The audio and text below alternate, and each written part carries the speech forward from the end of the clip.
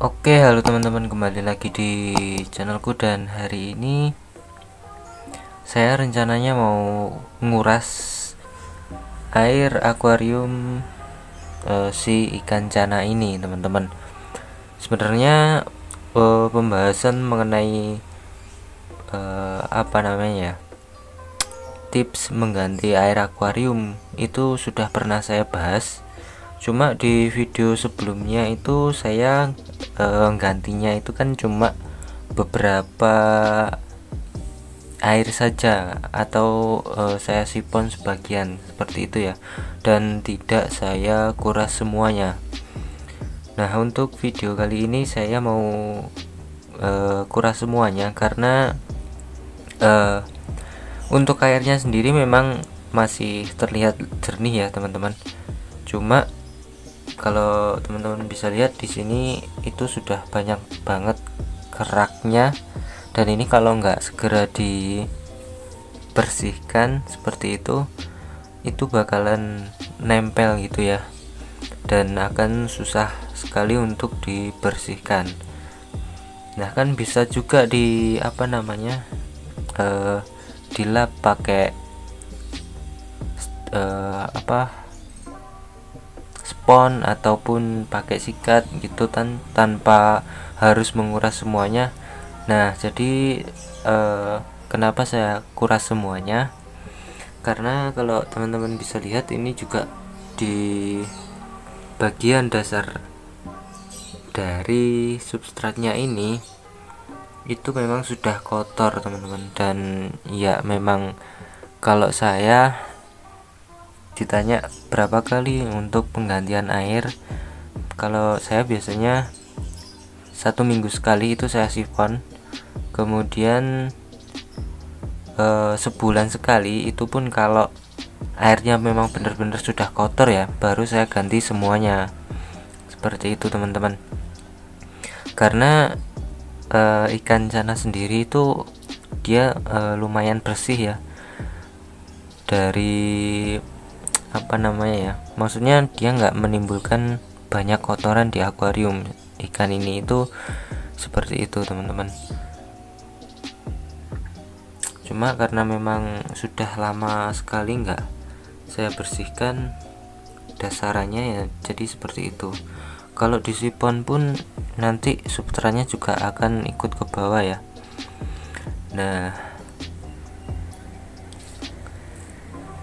jadi tips yang pertama yang biasa saya lakukan ini, menurut saya pribadi ya, teman-teman. Mungkin teman-teman yang lain punya pendapat berbeda ya, tidak masalah itu.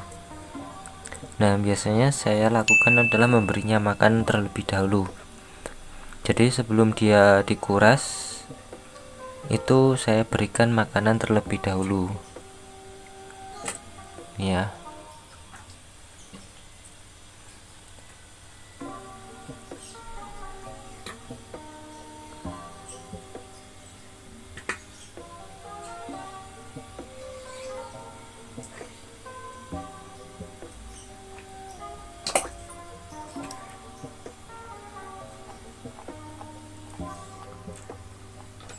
Nah, ini salah satu alasan kenapa saya beri makan dia terlebih dahulu.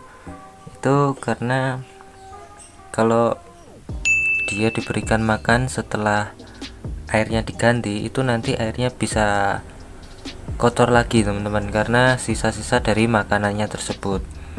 Itu yang pertama. Kemudian yang kedua, biasanya ikan itu kalau habis airnya dikuras itu biasanya akan stres. Nah, kalau ikan stres itu nggak mau makan, teman-teman. Makanya saya beri makan dulu. Kalau nanti setelah diganti airnya dia stres ya, nggak masalah, kan sudah kita kasih makan seperti itu. Terus ada pertanyaan juga di videoku sebelumnya itu tentang tips menguras akuariumnya. Ada pertanyaan apa ya, oh ya, berapa lama setelah pemberian makan itu baru dikuras. Nah, kalau saya biasanya itu biasanya kan si ikan itu perutnya agak ngebuncit seperti ini ya setelah dikasih makan. Nah, Biasanya saya itu diamkan selama kurang lebih 2 jam teman-teman, sampai makanannya itu tercerna seperti itu. Atau bisa dilihat dari perutnya teman-teman, kalau perutnya itu sudah sedikit enggak buncit karena makanan, itu berarti dia sudah mencerna makanannya. Nah, kenapa harus kita tunggu dulu? Nah, biasanya seperti ini teman-teman, kalau setelah kita kasih makan itu langsung kita kuras, nah biasanya kan ikan langsung kayak stres ataupun kaget seperti itu ya, dan alhasil itu makanannya akan dimuntahkan, biasanya seperti itu teman-teman. Jadi kan percuma kita sudah kasih makan, tapi kalau dimuntahkan kan percuma. Nah, seperti itu ya. Jadi saya biasanya ngasih makan dulu baru dikuras. Terus kemudian tips selanjutnya, karena ini nanti saya kuras penuh dan substratnya saya akan ganti mungkin ya, atau mungkin saya bersihkan.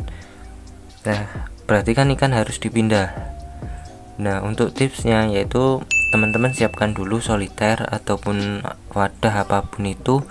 Kemudian untuk airnya itu, untuk air penampungan sementaranya ya, itu pakai air yang ini. Jadi jangan pakai air yang baru ataupun air selain dari akuarium ini, biar ikannya nggak kaget teman-teman.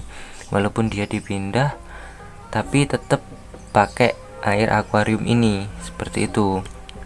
Nah, karena suhunya memang sudah sama, kemudian mungkin pH-nya itu sama, jadi ikan nggak akan terlalu kaget ataupun stres seperti itu ya. Kemudian ada pertanyaan lagi di videoku tentang tips mengganti air akuarium. Ada yang tanya, ini tanaman apa? Nah, yang di atas ini tanaman apa teman-teman? Banyak yang tanya ya.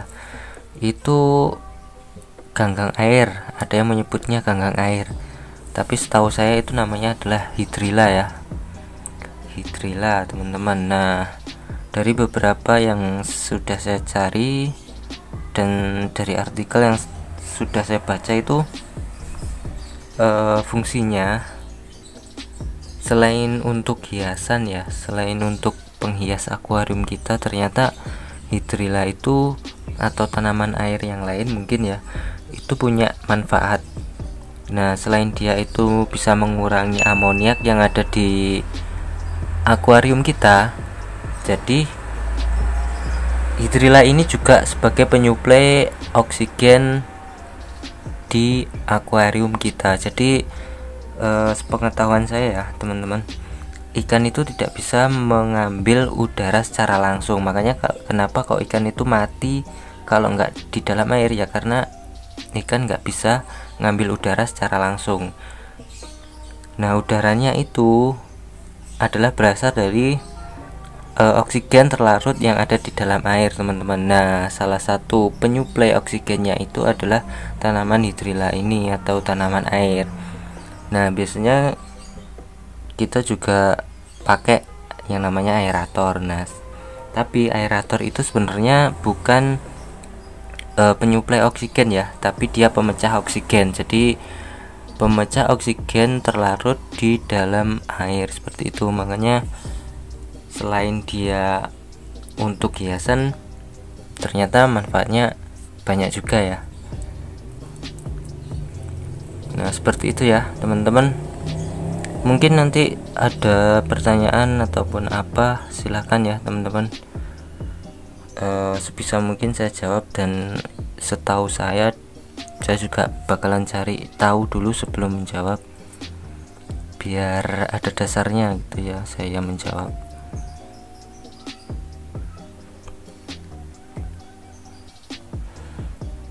Nah, karena ikanku ini mentalnya memang sudah bagus ya teman-teman, dipindah pun dia nggak, mungkin stresnya cuma beberapa jam, habis itu udah aktif kembali. Tapi kalau ikannya stres itu wajar ya kalau habis diganti air seperti itu teman-teman. Yang penting dia masih mau makan, masih beberapa waktu masih bisa aktif kembali, ya nggak masalah sih.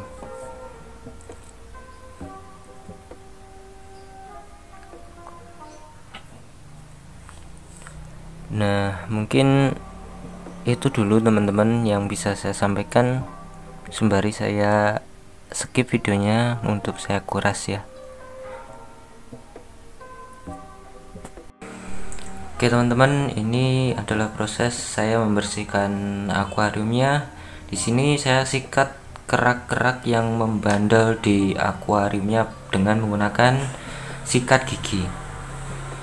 Nah, seperti ini ya prosesnya. Nah, mungkin di next video saya akan buatkan bagaimana tipsnya agar kerak-kerak yang membandel itu bisa hilang, seperti itu ya. Kemudian kalau sudah dibersihkan kacanya, saya lanjutkan di sini dengan mengobok-ngobok airnya supaya kotoran yang ada di dasar substratnya itu bisa keangkat naik dan mudah untuk diambil seperti itu. Nah, biar di sini cepat juga, saya nggak menggunakan selangnya karena terlalu lama ya. Jadi saya menggunakan gayung seperti itu.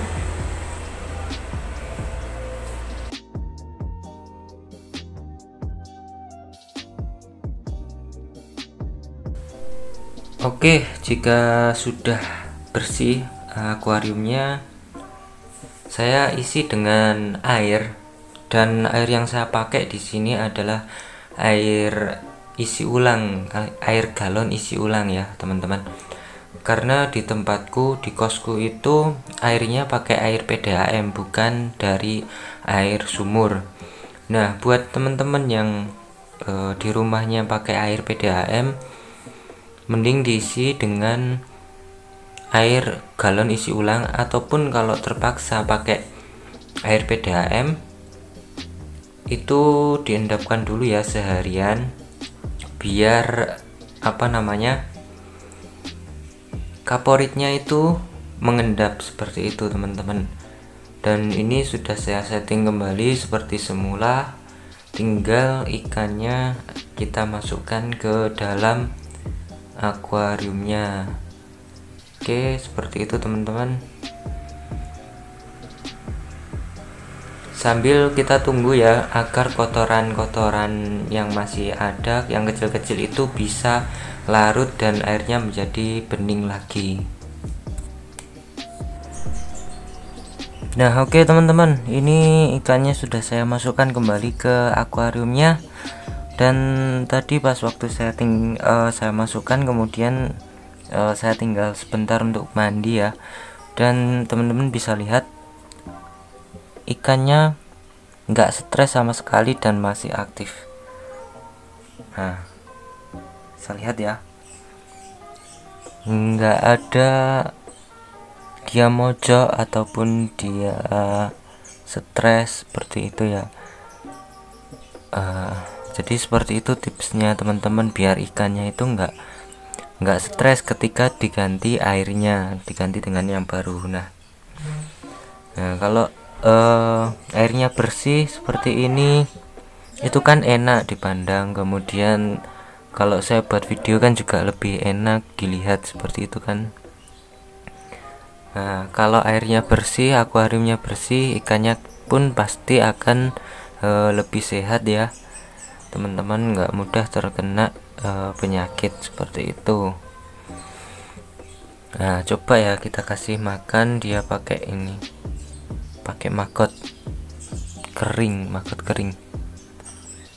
Nah, tuh, ini aja sudah galak ya teman-teman.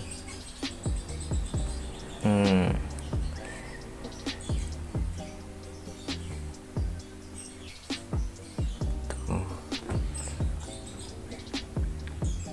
Biasanya memang kalau diganti airnya stres, cuma ya tips dari saya agar ikannya nggak stres ya seperti itu tadi ya teman-teman, penjelasanku. Kalau teman-teman ada pertanyaan silahkan teman-teman bertanya di kolom komentar.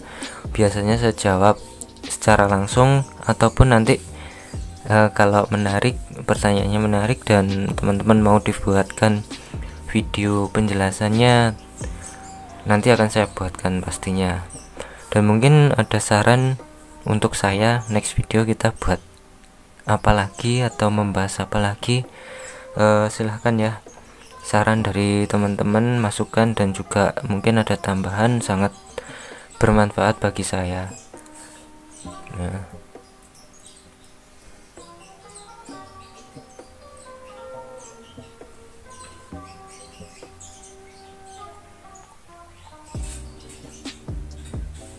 oke teman-teman, jadi seperti itu ya kurang lebihnya.